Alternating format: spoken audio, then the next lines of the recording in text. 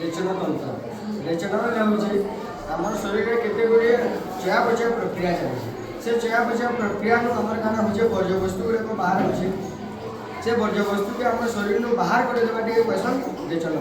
सेटा केनता होचे आम जे खाद्य खाऊँ से किसी पुष्टिसार जातीय खाद्य अच्छे सेटा आम पाकस्थली निके जाऊँचे पाकस्थली निके गला काना होचे सेटा आमर एमोनिया परिणत होचे एमोनिया परिणत है एमोनिया गोटे गैसीय पदार्थ सेटा जाऊँचे आम जकृत निके गला सेटा काना होचे आमर अंगारकाम्ल साथे मिसुचे अंगारकाम्ल साथे मिसला पर सेटा यूरिया परिणत होचे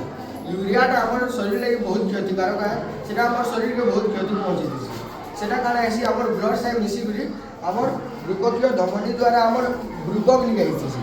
वृकक गोटे अंशर ना हो आम ग्लोमेरुलस ग्लोमेरुलस काना होती आम रक्त छड़ा कार्य होती से रक्त छड़ा कार्य हो सारा काना ऐसी आम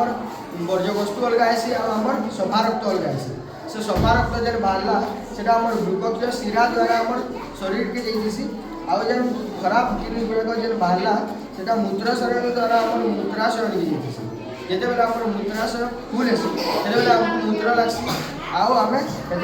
मूत्र मार्ग द्वारा आम मूत्र विसर्जन कर